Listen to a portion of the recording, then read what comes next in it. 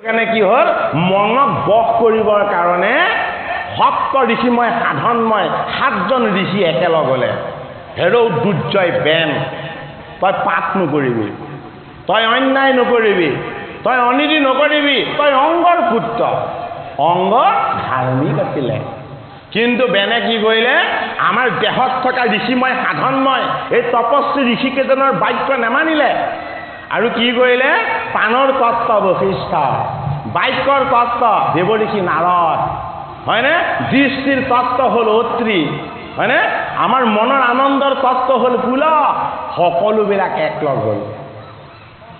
কি কৰিলে বাক্য ৰাখিব নজনা হ'ল, মানুহ হ'লে কাৰোলে চাব নজনা হ'ল, কথা ক'ব নজনা হ'ল। এইজনো বধ নহয় কি, এইজনো বেন বধ হৈ যোৱা নহয় কি? তাকে কি কৰিলে বোলে ঋষিসকলে খাও পাত দি বেনক বধ কৰিলে, ভাল হ'ল। দুৰ্জয় মনক আমি বিনাশ কৰিব লাগিব। কিহেৰে বিনাশ কৰিব লাগিব? ঋষিময় সাধনাৰে।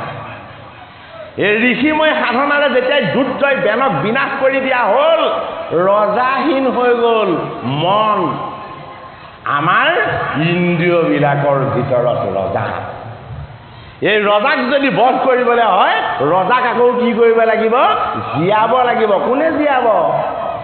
সাধনাই। ঈশ্বৰ সাধনাইহে আমাক চৈতন্য কৰিব। 7জন ঋষিয়ে মথিলে, কিন্তু মথিলত কি ওলালে? এজন নিষাদ ওলালে উৰুৰ পৰা। এই নিষাদজনে হ'ল আমাৰ মনৰ বেয়া ভাৱবিলাক, আমাৰ বেয়া চিন্তাবিলাক, আমাৰ দুষ্ট বৃত্তিবিলাক আৰু আমাৰ দুষ্ট বুদ্ধিবিলাক। সেইটো কাৰণে কি কৰিলে প্ৰথম নিষাদজনক উলিয়াই হাবিলে খেদি লৈছে। বেয়া ভাৱ, বেয়া চিন্তা, হয়নে, আনৰ প্ৰতি হিংসা, দেশ, অন্যায়, ক্ৰোধ, এইবিলাক মনৰ পৰা বাহিৰ কৰি দিব লাগিব। এইবোৰ নিষাদ। নিষাদ মানে কি? ব্যাধ। কি কৰে? আমাকে আঘাত কৰি কৰি আমাকে প্ৰহিত কৰিব খোজে। এই ব্যাধৰূপী নিষাদজনক যেতিয়া আমাৰ দেহৰ পৰা সপ্ত ঋষিময় ঈশ্বৰ সাধনাৰ যোগেদি আমি যেতিয়া বাহিৰ কৰি দিম, তেতিয়া কি হ'ব? এই দেহ পৃথিৱী হ'ব। পৃথিৱী কি? পৃথিৱী আটাইতকৈ ধৈৰ্যশীল। পৃথিৱী কি? পঞ্চভূতৰ তত্ত্ব। পৃথিৱীত কি আছে? পৃথিৱীত গন্ধগুণ আছে। পৃথিৱী কি? বসুন্ধৰা, ঈশ্বৰৰ আশ্ৰিত স্থান। সেইটো কাৰণে কি? এই পৃথিৱী হ'ল প্ৰকৃতি। এই প্ৰকৃতিৰূপী পৃথিৱীৰ তত্ত্বত ঈশ্বৰৰ যদি সন্ধান কৰিবলৈ হয়, তেতিয়াহ'লে আমি মনেৰে, ভাৱেৰে আৰু ভক্তিৰে কি কৰিব লাগিব? এই দেহৰ তত্ত্ববিলাকত মন্থন কৰিব লাগিব। দেহৰ তত্ত্বক মন্থন কৰিলে যি পুৰুষ তত্ত্বৰ ৰচনা হ'ব, সেই পুৰুষ তত্ত্বৰ নাম হ'ল পিতু। ভক্তি, ঈশ্বৰ সেৱা, বিনম্ৰ আচৰণ, সৰল স্বভাৱ, অক্ৰোধ আৰু কি? আত্মসংযম। কাৰ সম্পত্তি? আমাৰ সম্পত্তি হয় জানো? এয়া আমাৰ সম্পত্তি নহয়। সদায় হাঁহি থকা, সদায় নৃত্যৰত হৈ থকা, সদায় অখণ্ডিত আনন্দ দান কৰি থকা জগতৰ শ্ৰীহৰি যোগেশ্বৰ কৃষ্ণৰ সম্পত্তি। সেইটো কাৰণে কৃষ্ণৰ এটা নাম কি? মাখন চোৰ। এইটো গোটেই 9 লাখ গাই আছে নন্দৰ গৃহত।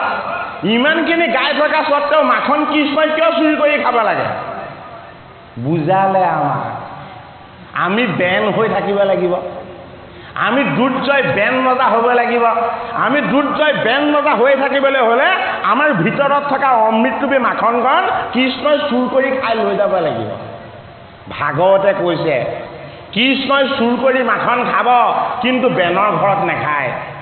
কৃষ্ণই চুৰ কৰি মাখন খাব, কিন্তু অভকতৰ ঘৰত নাখায়। ক'ত খাব?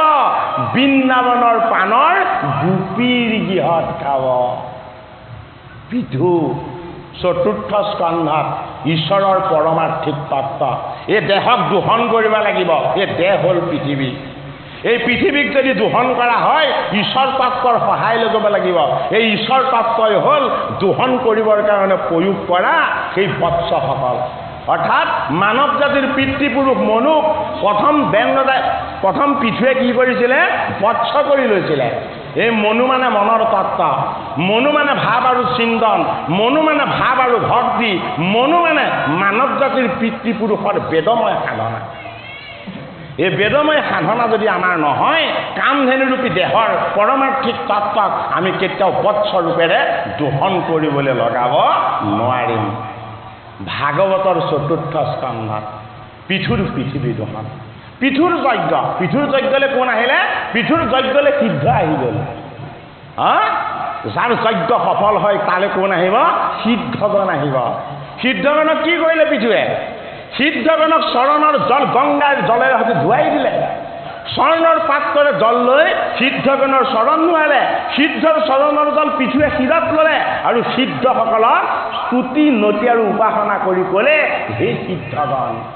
আজি মই পিঠু ধন্য হ'লো বোলে কিয় মোৰ যজ্ঞ আজি সফল হ'ল বোলে কি তোমালোক বিষ্ণুৰ পাৰিষদ যদি মোৰ যজ্ঞলৈ আহে তেতিয়াহ'লে মই বুজিব লাগিব তোমালোকেই ভগৱান মই উপাসনা কৰা ভগৱানজন ইয়ালৈ প্ৰত্যক্ষভাৱে নাহে তোমালোকৰ দৰে পাৰিষদ হৈ আহে সেই চাৰি সিদ্ধই বৈকুণ্ঠৰ দ্বাৰত কি পাইছিলে জয় আৰু বিজয় যোগেদি বেত্ৰাঘাত পোৱা নাছিলে জানো বুজাই দিলে পিঠুৱে মই যেতিয়া বৈকুণ্ঠপতি হৈ আছিলোঁ তেতিয়া তোমালোকক মোৰ যোগেদি বেত্ৰাঘাত কৰা হৈছিলে মই যেতিয়া নৰৰ ৰূপলৈ গ'লোঁ তোমালোকৰ চৰণ সেৱা কৰি দেখুৱালোঁ মই এই ভগৱান কি বুজালে বৈকুণ্ঠপতিজনক যদি আমি তেওঁৰ চৰণৰ যদি আশীৰ্বাদ ল'বলৈ হয় ভকতৰ চৰণ সেৱা কৰিব লাগিব ভকতৰ চৰণ সেৱা নকৰিলে কেতিয়াও ভকতি নহয়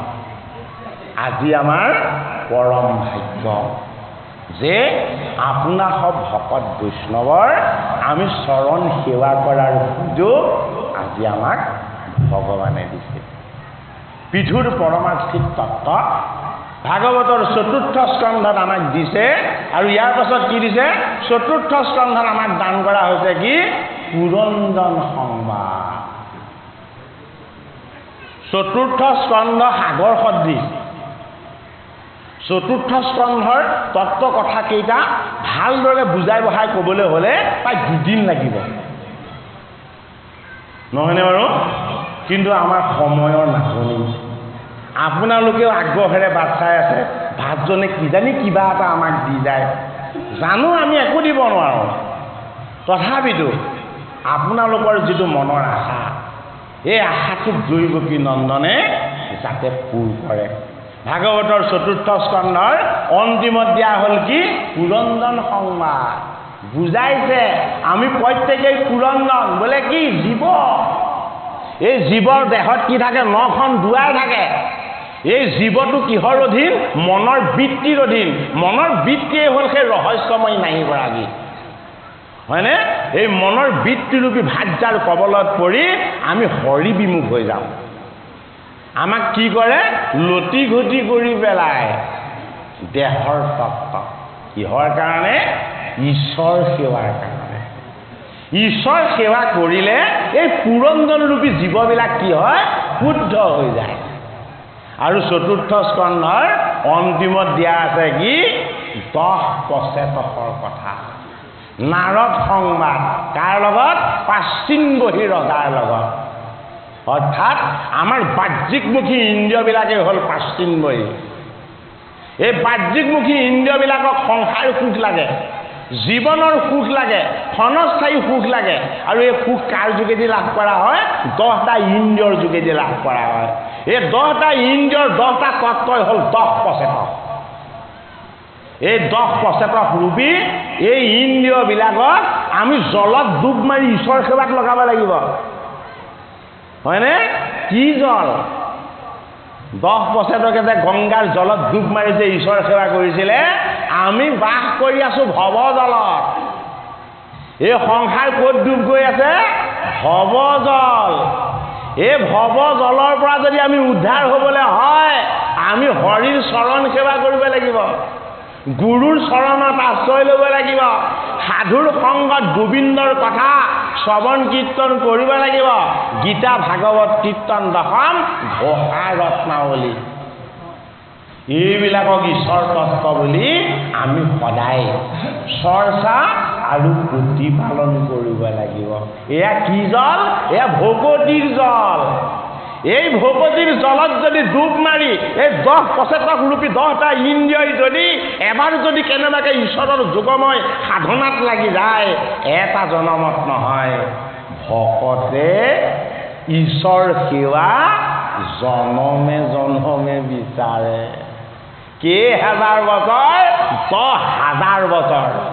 10 পচেতকে জলত ডুব মাৰি জগতৰ শ্ৰীহৰিক আৰাধনা কৰি থাকিলে এই সংসাৰ ৰূপী মায়া আৰু মোহৰ ভৱ জলৰ পৰা আমাক হৰিয়ে মুক্ত কৰি ঈশ্বৰৰ চৈতন্য স্বৰূপ গংগাৰ পাৰ নৈমিষ ক্ষেত্ৰ হয়নে হৰিদ্বাৰ আদি পবিত্ৰ তীৰ্থ এই ভাগৱত গীতাৰ শ্ৰৱণ কীৰ্তন স্থানে ৰচনা কৰি থৈছে।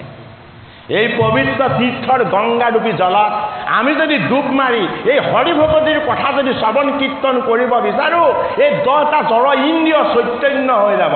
কিহৰ যোগেদি?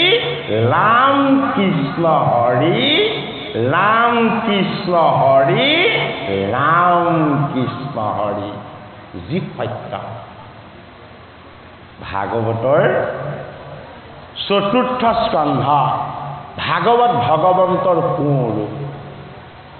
আমি সংক্ষেপে আপোনালোকক এই 4টি স্কন্ধৰ কথাকেইটা কৈ আনিছোঁ, যিহেতু দশমত কৃষ্ণৰ জন্মতত্বৰ কথা ক'ব লাগিব। দশমৰ কৃষ্ণৰ জন্মতত্ব অতি ৰহস্যপূৰ্ণ।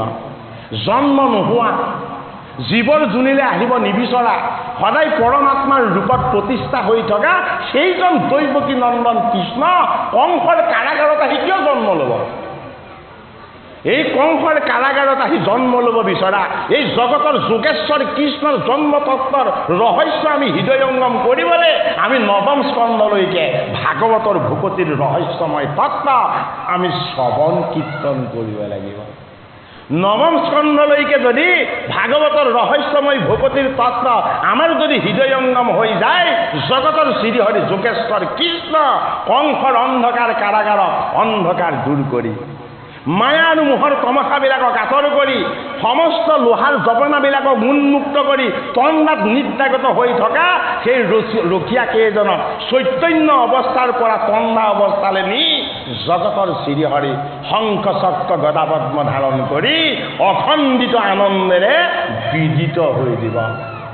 সেই অনন্য দৃশ্য, সেই অলৌকিক দৃশ্য, সেই অখণ্ডিত আনন্দ আমি যদি ভাগ পাবলৈ হয় ভাগৱতৰ 9ম স্কন্ধলৈকে ঈশ্বৰৰ ৰহস্যময় তত্ত্ব কি হ'ব লাগিব? আমাৰ হৃদয়ত স্পৰ্শ হ'ব লাগিব। সেইটো বাবে আপোনাক সবে আমাক কিবা প্ৰশ্ন সুধিবও পাৰে, যিহেতু আমি সেৱকী, আমি আজি আপোনালোকৰ চৰণৰ সেৱক, আমি অধীন আৰু আপোনালোক ক'ত? আমাৰ মস্তকত। আজি আপোনালোকে যি ক'ব আমি আজি সেয়াই পালন কৰিব লাগিব, যিহেতু আমিতো নামঘোষাত গাঁৱে সেৱক বুলিয়া পালিও ৰাম, হয়নে নহয় বাৰু? আপোনাক সবে প্ৰশ্ন কৰিব অন্তিম সময়ত। অন্তিম সময়ত 1 ঘণ্টা আপোনালোকে প্ৰশ্ন সোধাৰ সুযোগ পাব। তাৰ আগলৈকে সুধিবলৈ এইটো কাৰণে কোৱা হোৱা নাই, কিজানি আপোনালোকে সোধা প্ৰশ্নবিলাকৰ উত্তৰ আমাৰ বাক্যত আপোনালোকে পায়েই যায়।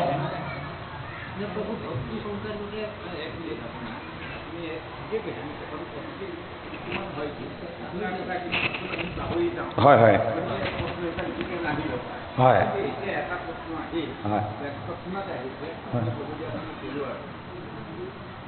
আগত যেতিয়া কৃষ্ণ জন্ম হ'ল বসুদেৱে যি অদ্ভুত একদম দেখালে শংখ চক্ৰ চতুৰ্ভুজ গতিকে শংখ চক্ৰ পদ্ম কম কম কম এইকেইটা গোটেইকেইটা কম। আপোনালোকৰ 10ম স্কন্ধৰ কৃষ্ণ জন্মৰ ৰহস্য যেতিয়া ওলাব, তাত থকা 7খন জপনা, তাত থকা 3জন ৰখীয়া, হয়নে নহয়? তাত থকা কংসৰ মথুৰা, মাজত থকা যমুনাৰ নদী, পাৰত থকা গোকুল, তাতেই জন্ম হোৱা গোকুল ধামৰ কি গোবৰ্ধন, হয়নে নহয়? এই তত্ত্ববিলাক আমি ক'ব লাগিব আজি, হয়নে নহয়? 10মৰ কৃষ্ণই আমাৰ হৃদয়ত নৃত্য কৰিব লাগিব। তেতিয়াহে কৃষ্ণৰ আনন্দ আমাৰ হৃদয়ত জাগ্ৰত হ'ব। অখণ্ডিত কৃষ্ণৰ আনন্দ আমি লাভ কৰিবলৈ আমি কি কৰিব লাগিব? আমি জীৱৰূপ, এই 10টা ইন্দ্ৰিয় 10 পচেকক ৰূপ কিহৰ যোগেদি বুজিলোঁ? চতুৰ্থ স্কন্ধৰ যোগেদি। আমাৰ দেহ মিছা, আমাৰ আত্মা সত্য। কি সত্য? ধ্ৰুৱ সত্য, ধ্ৰুৱ চৰিত্ৰৰ যোগেদি বুজিলোঁ, হয় নে নহয়? আমাৰ ৰজগুণ আৰু তমগুণ অহংকাৰী, কিন্তু আমাৰ শুদ্ধ সাত্বিক ঈশ্বৰ গুণ কি? ভকতিৰ মাৰ্গ। এই মাৰ্গটোৰ নাম কি? শিৱ। সেইটো কাৰণে শিৱৰ বিৰোধ কাৰ লগত? এই দেহৰূপী দক্ষৰ লগত। শিৱ কি? আত্মতত্ত্ব। ভাগৱতৰ চতুৰ্থ স্কন্ধৰ এই তত্ত্বসমূহে আমাৰ ভকতিৰ ভাৱ গভীৰ কৰাব। পঞ্চম স্কন্ধত আহি যাব কি? নাভি আৰু মেৰু দেৱীৰ বিবাহ তত্ত্ব। নাভি আৰু মেৰুৰ বিবাহৰ পাছত কি লাভ হ'ল? ঋষভ স্বৰূপ পুত্ৰ লাভ হ'ল। ঋষভৰ 100জন পুত্ৰ জন্ম হ'ল। 100জন পুত্ৰৰ পৰা কি হৈ গ'ল? 81জন দ্বিজ হ'ল, 9জন নৱ বৰিশপতি হ'ল, 9জন সিদ্ধ হ'ল, আৰু এজন হ'ল কি? এজন হ'ল ভাৰতপতি। এজন হ'ল আমাৰ ভাৰতৰ সভ্যতা সংস্কৃতিৰ প্ৰতীক। সেইজনৰ নাম কি?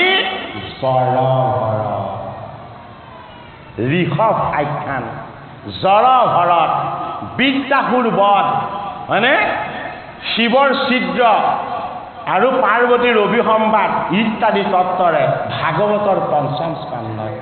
বিভিন্ন ধৰণৰ বৰিষৰ বৰ্ণনা, ঈশ্বৰৰ লীলা অৱতাৰৰ তত্ত্ব, 4টা পৰ্বতত থকা 4জোপা মহান মহান বৃক্ষ, এই বৃক্ষৰ তলত জম্বু বৃক্ষৰ ৰসেৰে সৈতে এই জম্বুদ্বীপ শুদ্ধ হৈছে এই তত্ত্ব কথা। আৰু লগতে বটবৃক্ষৰ তলত কৈলাসৰূপী ধামত মহাভকত শিৱই মহাযোগ আচৰণেৰে সৈতে কৈলাস ধাম ৰচনা কৰিছে।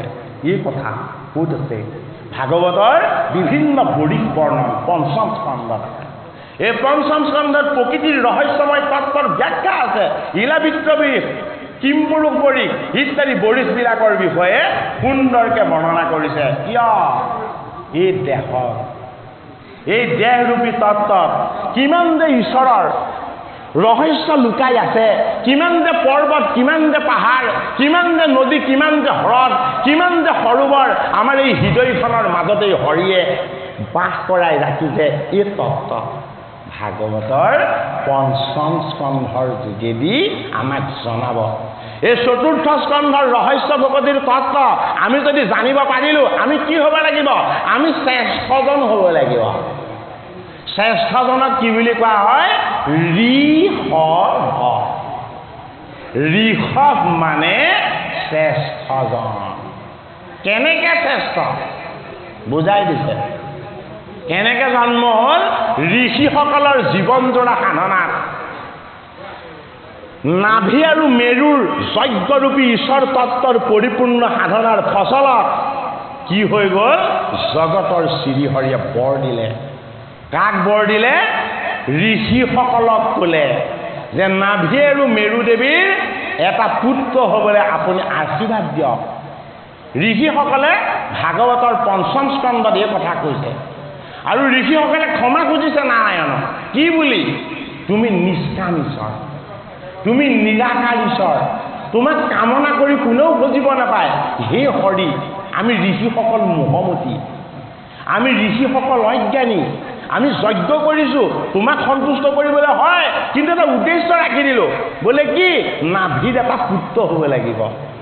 এই উদ্দেশ্য আগত ৰাখি আমি যজ্ঞ কৰা স্বত্তেও তুমি কৰোণাময় হৰি, তুমি অনন্য ঘন শ্যাম ৰূপত তুমি আমাক দৰ্শন দিলা। আৰু তুমি সুধিছা যে তোমালোকক এতিয়া কি বৰ লাগে, লোৱা। মই কি?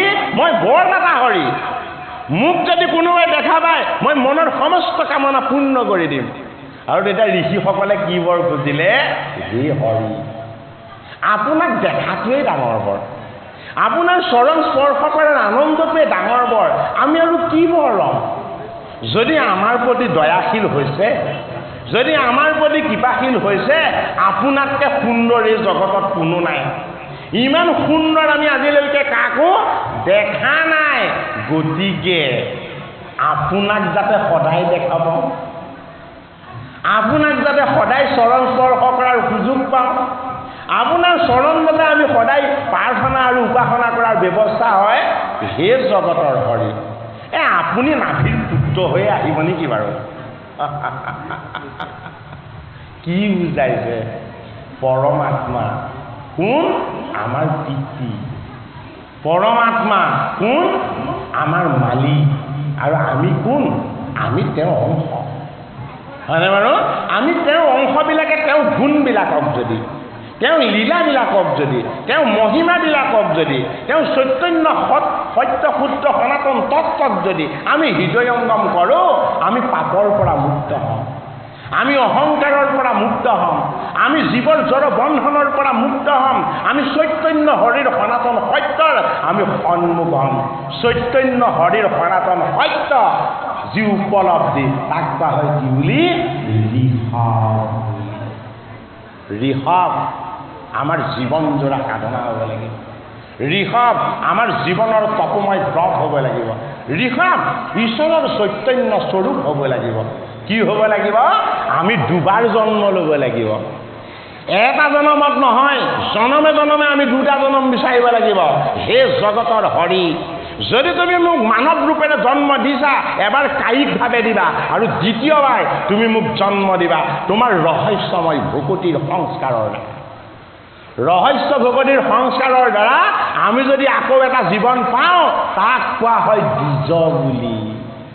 দুটা জনম, হয়নে? যি দুটা জনম লয় তাক কোৱা হয় দ্বিজ। ঋষভৰ 81জন পুত্ৰ দ্বিজ হৈ গ'ল। কি বুজালে?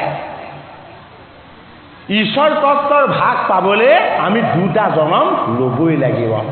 এটা জনম কায়িকভাৱে, এটা জনম সাধুৰ সং, শাস্ত্ৰৰ নয় আৰু বিচাৰ, গুৰুজনৰ আশীৰ্বাদ আৰু কৃপা, গুৰুৰ চৰণত, দৈৱকী নন্দন কৃষ্ণৰ চৰণত একান্ত শৰণ। ইয়াৰ যোগেদি আমাৰ কি হয়? দুটা জনম লাভ হয়। এই দুটা জনম লাভ কৰাৰ পাছত আমি কি হ'ব লাগিব? আমি সাধন চিত্ৰ ঋষিময় সাধনা আমি সদায় হৃদয়ত ৰাখিব লাগিব। আমি চাই দিলে কাৰোবাৰ মংগল হৈ যাব লাগিব, আমি গৈ দিলে কাৰোবাৰ গৃহৰ কুশল হৈ যাব লাগিব, হয়নে? আমাক যদি কোনোবাই দেখা পায়, মনৰ আৰু হৃদয়ৰ দুখবিলাক দূৰ হৈ যাব লাগিব। তেতিয়াহ'লে আমি কি হ'ব লাগিব? নৱজন সিদ্ধ হ'ব লাগিব।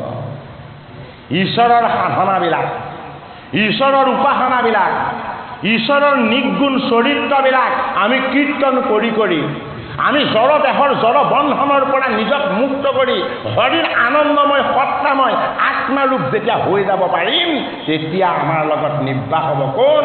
এজন নহয়, দুজন নহয়, তিনিজন নহয়, নৱজন সিদ্ধই আমাৰ কায় বাক্যৰ মনত আহি প্ৰৱেশ হৈ যাব।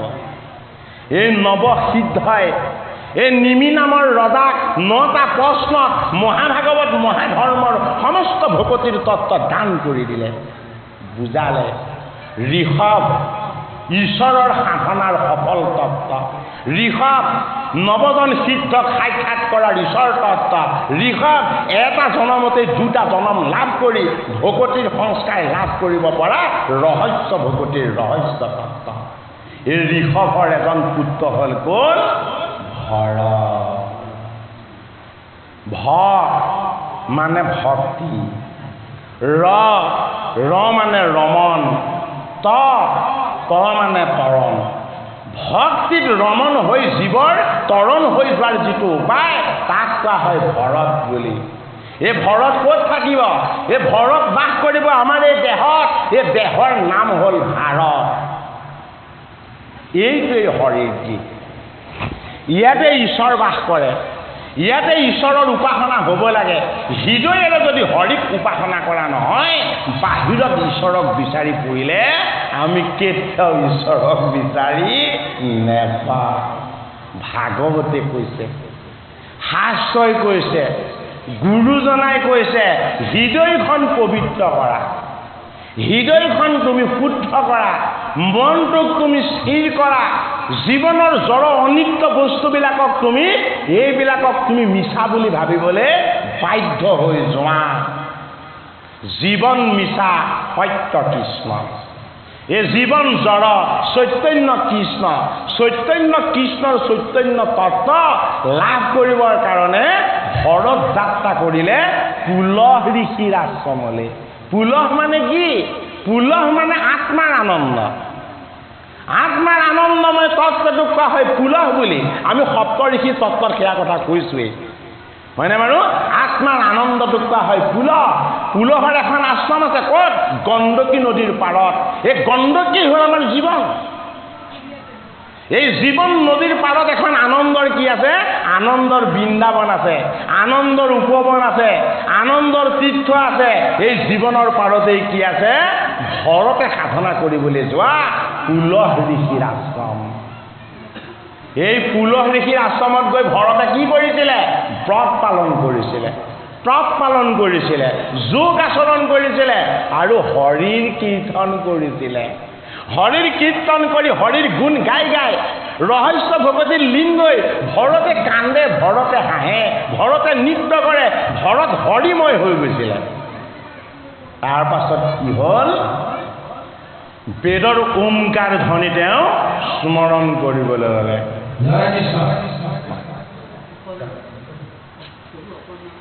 যে বেদৰ ওমকাৰ ধ্বনিৰে যেতিয়া তেওঁ হৰি উপাসনা কৰিবলৈ ল'লে, তেতিয়া তেওঁ কি হ'ল? এই ওমকাৰ ধ্বনি উচ্চাৰণ কৰাৰ পাছত কি হ'ল?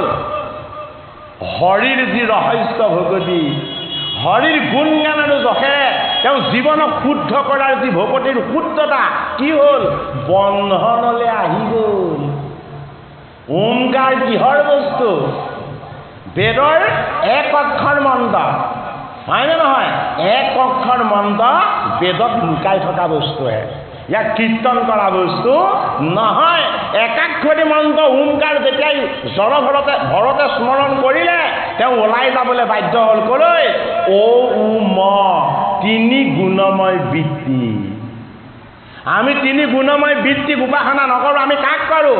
তিনি গুণময় বৃত্তিৰ ওপৰত থকা নিবৃত্তি দৈৱকী নন্দন কৃষ্ণ, যাৰ নাম হ'ল ৰাম, যাৰ নাম হ'ল হৰি, যাৰ নাম হ'ল অনন্ত। কি হৈ গ'ল? ওমকাৰ ধ্বনি উচ্চাৰণ কৰাৰ লগে লগে গণ্ডকী নদীৰ পাৰলৈ ভৰত নিজেই ওলাই গ'ল। দেখিলে সন্তান সম্ভৱা মৃগ এজনী আহি সিংহৰ ভয়ত জাপ মাৰি দিছে। এই সিংহই হ'ল ভগৱন্তৰ নাম। এই নামৰূপী সিংহলৈ ওমকাৰ ধ্বনিয়ে ভয় কৰে। এই ওমকাৰ ধ্বনিয়ে হ'ল সেই মৃগ। এই মৃগৰ মাজত থকা মায়াই হ'ল কি? এই মৃগ পোৱালিটো ভাগৱতৰ পঞ্চম স্কন্ধত লুকুৱাই ৰাখিছে এক ঈশ্বৰৰ তত্ত্ব, ৰহস্য ভগৱতীৰ গোপন তত্ত্ব, জড় ভৰতৰ জীৱনৰ চৈতন্য সনাতন সত্যখিনি এই গণ্ডকীৰূপী জীৱন নদীৰ পাৰত আমি কেতিয়াও মায়াময় সাধনা, মোহময় সাধনা, গুণময় বৃত্তিৰ সাধনা কেতিয়াও কৰিব নেলাগিব।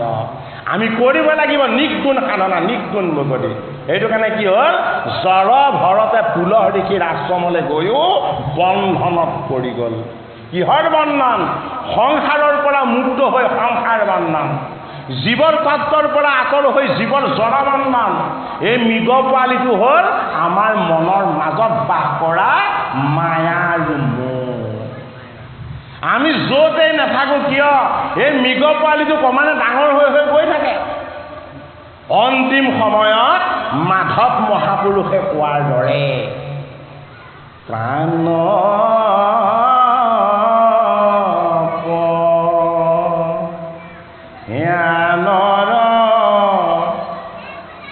সময়ত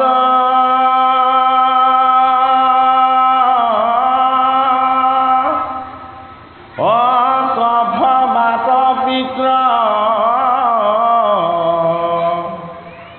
আজি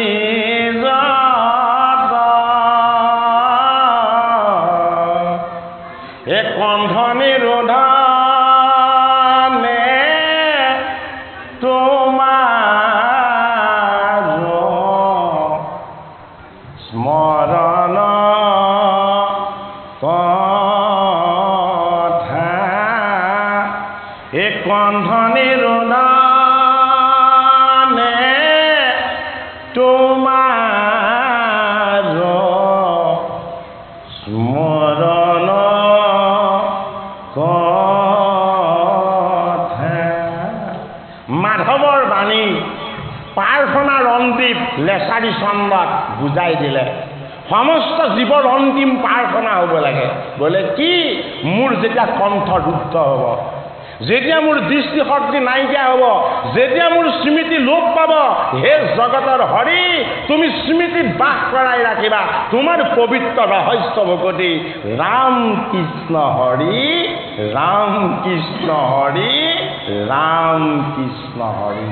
কণ্ঠ ৰুদ্ধ হ'লেও, হয়নে, কফ বাত্তই পিয়া কৰিলেও আমাৰ স্মৃতিৰ নিগুণ হৰি নিৰাকাৰ নামে আনন্দৰ বৃন্দাবন মৃত্যুৰ সময়তো ৰচনা কৰিব লাগিব।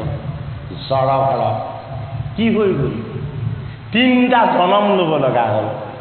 জীৱৰ জড় বন্ধনত পৰি গ'ল, মৃগ সাপকত মোহিত হৈ গ'ল, আৰু পাছৰ জনমত এই মৃগ পোৱালিটোলৈ মনত পেলাই থকাৰ কাৰণে মৃগৰ জনম পালে। আমাৰনো এইটো মৃগ জনম নহয় কি? আমি যদি ভালকৈ চাওঁ, 4টা ঠেং থাকিলে মৃগ নহয়, হয়নে নহয়? আমাৰ এইটো মৃগৰ জনমেই। ভাত যাৰ মোহ, পুত্ৰৰ মোহ, সংসাৰ মোহ, হয়নে, জীৱনৰ সমস্ত মোহবিলাকত পৰি আমিনো মৃগ নহয় কি? এই সংসাৰ মনৰ মৃগ সাপকতে আমি মোহিত হৈ আছো নে নাই? হয়নে নহয়? কাম, ক্ৰোধ, লোভ, মোহ এইবিলাকে আমাক খেদি ফুৰিছেনে নাই? এই কাম, ক্ৰোধ, লোভ, মোহে আমাক খেদি ফুৰিছে, হয়নে নহয়?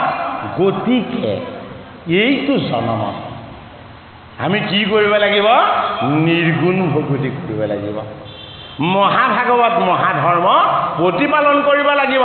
এই জড় বিকাৰবিলাকক, নিকাৰবিলাকক কি কৰি দিব লাগিব? আমি জড় কৰি দিব লাগিব। দেহৰ বন্ধন, মোহৰ বন্ধন, মায়াৰ বন্ধন এইবিলাকক আমি নিজে কেতিয়াও জড় কৰি দিব নোৱাৰোঁ। চৈতন্য হৰিৰ সনাতন শক্তি লাগিব। এই শক্তি আৰু সামৰ্থ্য কেনেকৈ আহিব? ভাগৱতৰ আশ্ৰয় ল'ব লাগিব, গুৰুৰ চৰণ বিৰামহীনভাৱে বুজিব লাগিব, ভকতৰ সংগত ভগৱন্তৰ কথাৰ আনন্দৰ ভাগ ল'ব লাগিব। তেতিয়া কি হ'ব? পুলহ ঋষিৰ আশ্ৰম আমাৰ হৃদয়ত ৰচনা হ'ব। এই মায়া মৃগই আমাক যদিও খেদি ফুৰিছিলে, এই মৃগবিলাক সিংহৰ ভয়ত আকৌ বনৰ ফালে ঢপলিয়াই গুচি যাব। আমাক সাক্ষাৎ কৰাব বোলে কি? ৰঘুগণ। জড়ভৰৰ কান্ধত কোন উঠিছিলে? ৰঘুগণ উঠিছিলে। এই ৰঘুগণ ৰূপী জন্মৰ পৰা মৃত্যুলৈকে ৰৈ থকা আমাৰ এই জীৱনটো ৰাজসিক। ৰাজসিক জীৱনটোৱেই হ'ল ৰঘুগণ। এই ৰঘুগণ মানে এঠাইত বান্ধ খাই ৰৈ থকা। ক'ত ৰৈ আছে? জন্ম হ'লো মৃত্যুলৈ ৰৈ আছে। এই জন্মৰ পৰা মৃত্যুলৈ ৰৈ থকা এই জড় বন্ধনৰে দেহৰ নাম কি? ৰঘুগণ। এই ৰঘুগণ ৰূপী এই জড় দেহটোৱে এদিন ভাবিলে বোলে কি? মই কপিল মুনিৰ আশ্ৰমলৈ যাওঁ। কপিলৰ আশ্ৰমলৈ কেলৈ যাব? শৰণ ল'বলৈ যাব। ৰঘুগণ গৈ কপিলৰ আশ্ৰম পাবগে পাৰিব জানো?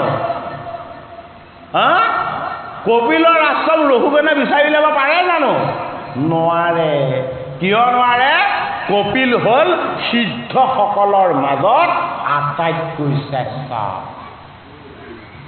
কি আছিলে? সগৰৰ 60,000 পুত্ৰত কপিলে এটা দৃষ্টিৰে চাই দিওঁতে ভস্ম হৈ গুচি গ'ল। ইমান সাধনাৰ গভীৰতা, ইমান সাধনাৰ মহিমা। এইজন কপিলৰ নাম যদি কেনেবাকৈ উচ্চাৰণ হৈ যায়, আমাৰ শৰণৰ সাক্ষাৎ হৈ যায়। সেইটো কাৰণে গীতাৰ এজনা শ্লোকত ভগৱান কৃষ্ণই অৰ্জুনক কৈছে,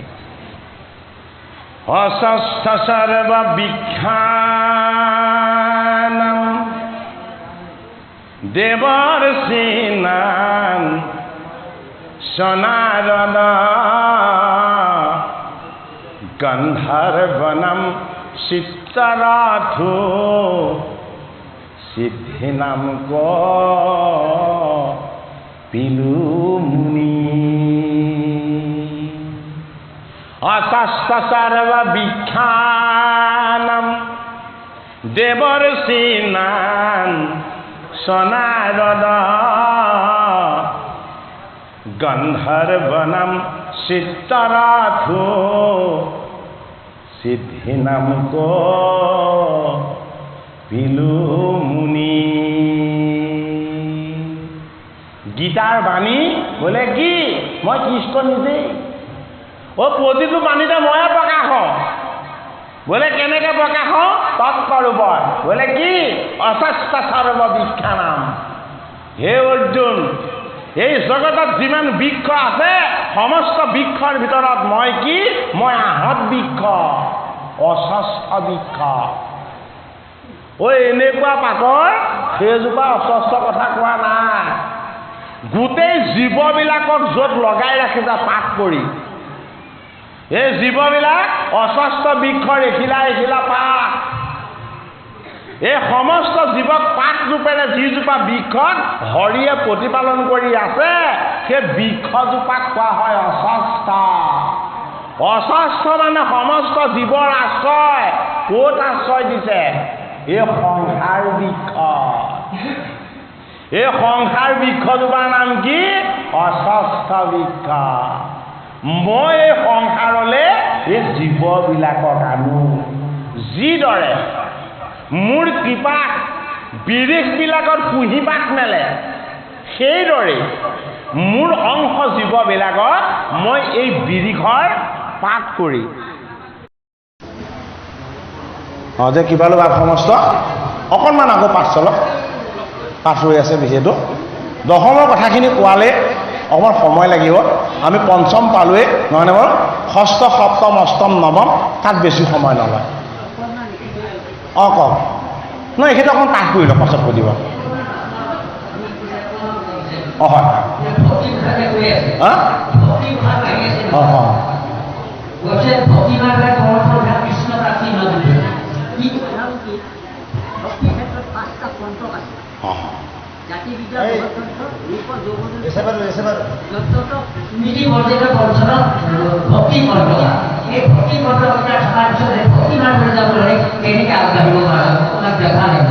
ভক্তি মাৰ্গত আমি আগুৱাই যাব লাগিব। ভক্তি মাৰ্গৰ যিটো তত্ত্ব তাৰ ভিতৰত এটাতকৈ জটিল মাৰ্গটোৱে হ'ল নিৰ্গুণ মাৰ্গ। যদিও শ্ৰৱণ কীৰ্তন অচন বৰ্ণন ৰাজ্য সকীৰ্ত এনেকৈ নৱবিধ ভক্তি আমাক যদিও দিছে, সেই সমস্ত ভগতিৰ ভিতৰত শ্ৰেষ্ঠ ভগতি হ'ল কি? নিৰ্গুণ ভগতি। নিৰ্গুণ ভগতিটো কি? সংক্ষেপে মাধৱ মহাপুৰুষে নাম ঘোষাত দিছে।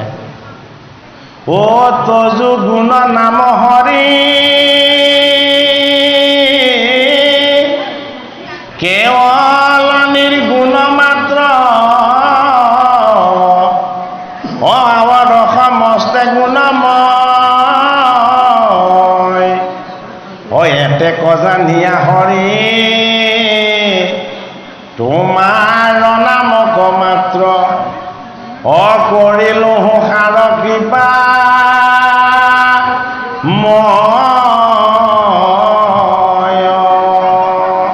নিৰ্গুণ ভকতি কৰিবলৈও ভকতিৰ সংস্কাৰ লাগিব।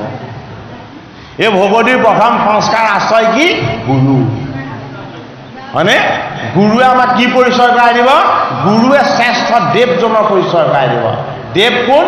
দৈৱকী নন্দন। বোলে দৈৱকী নন্দনকতো কোনেও নেদেখে। বোলে নেদেখে হয়, স্পৰ্শ কৰিব পাৰিবা। বোলে কিহেৰে? শ্ৰৱণেৰে, কীৰ্তনেৰে, অনুভৱেৰে। বোলে তেওঁ নিৰ্গুণ তত্ত্ব কি? অক্ষৰ ব্ৰহ্ম। বোলে কি? নাম। বোলে নাম তৃতীয়। নাম গুণ ক'ত ৰাখিছেগে? তৃতীয়ত ৰাখিছেগে। হয়নে? এই নাম গুণ শ্ৰৱণ কীৰ্তন ভকতিৰ মহিমা বোলে কি? যি বুজি পাব সি ভকত হ'ব। বোলে কেনেকুৱা ভকত? বোলে কামনা বাসনা থকা ভকত নহয়, এই জড়ভৰত হৈ যাব। নিৰ্গুণ ৰহস্য ভকতিৰ গৰাকীজন জড়ভৰত হৈ যাব। জীৱনত একো নিবিচাৰিব, কেৱল সাধুৰ সংগ বিচাৰিব, ভগৱন্তৰ ভাগ বিচাৰিব। সেইটো কাৰণে ভকতিৰ তত্ত্বটো নিস্পৃহ আৰু নিষ্কাম হ'লে তাক নিৰ্গুণ বুলি কোৱা হয়। যি তেনে ভকতি কৰে তেওঁ ভাগৱতে ভকত বুলি কৈছে। সেইটো কাৰণে চাৰি বস্তু: গুৰু, দেৱ, নাম, ভকত। মহাভাগৱত মহাধৰ্ম আচৰণ কৰিবলৈ প্ৰথমতে নিজে ভকত হ'ব লাগিব। নিজে যদি ভকত নহয়, মহাভাগৱত মহাধৰ্ম আচৰণ নহয়। কিয়? এইভাগ মত্যৰ শাস্ত্ৰ নহয়, এইভাগ বৈকুণ্ঠৰ শাস্ত্ৰ। তাৰজনা বেছি আমি বিস্তৃত কৰিব নোৱাৰোঁ। বাৰ্তা লোকে দিয়া তনু ৰাম মাধৱৰ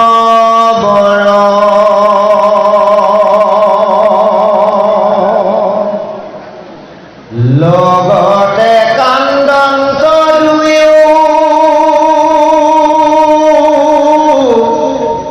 পৰম ঈশ্বৰ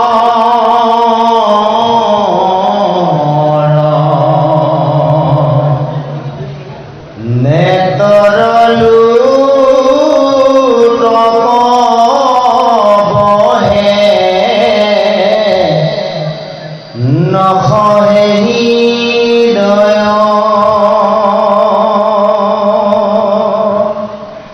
চৰে চিৰ দৰ্শন প্ৰেম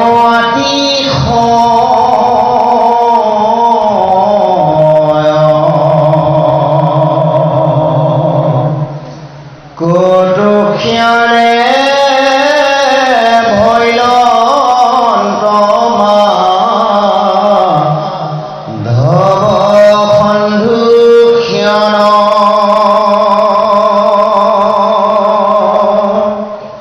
পিতিৰ মাতিৰ দুয়ো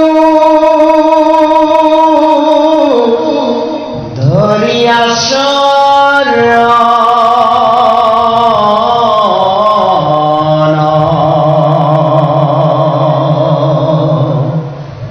বিনয় বচনে কৰি কন্দন নিৰুধ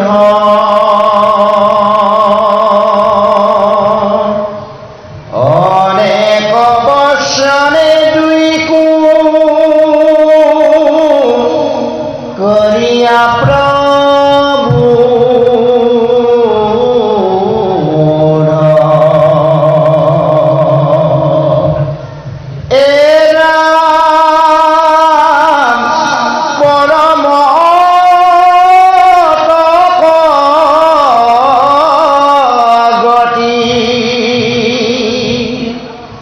কাল ঈশ্বৰৰ দৈবৰ অধীন সমা গম বান্ধৱ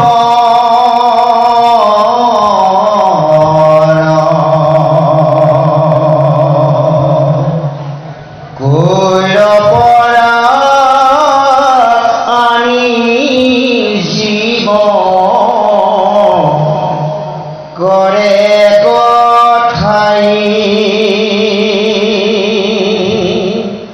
ক্ষণে কতে পুনঃ প্ৰেম লাভে বিহৰাই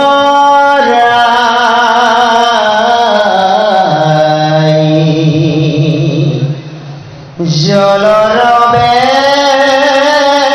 গত এক ধান হুৱে ফেন ক্ষণে কথা কিয়া ক্ষণে কতে মিলে যে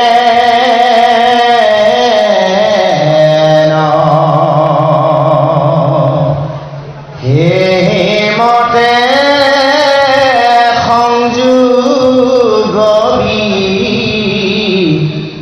ৰোগ কুহৃদয়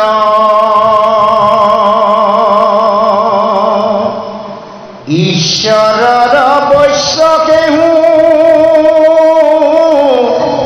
নুহে স্বতন্ত্ৰ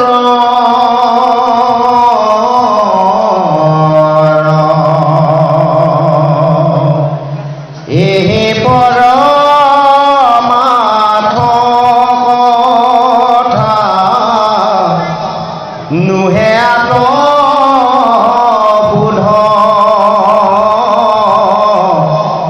চিৰকালৰ নগুৱাই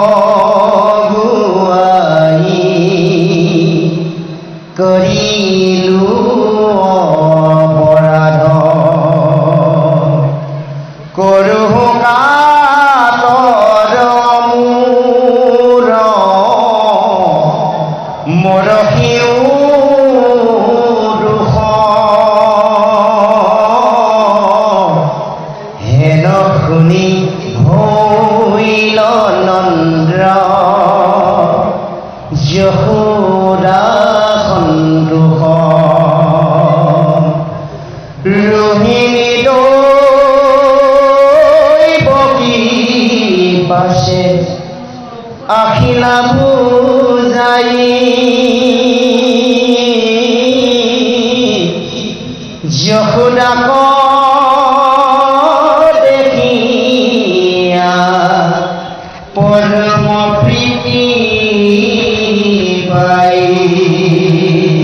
কৃষ্ণ আখি প্ৰাণ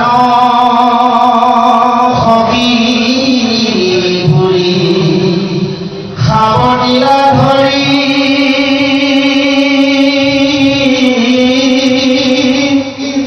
বাহু মেলি তুহাংকু ধৰিলা পৰ্যেশ্বৰী জয় কৃষ্ণ কৃষ্ণ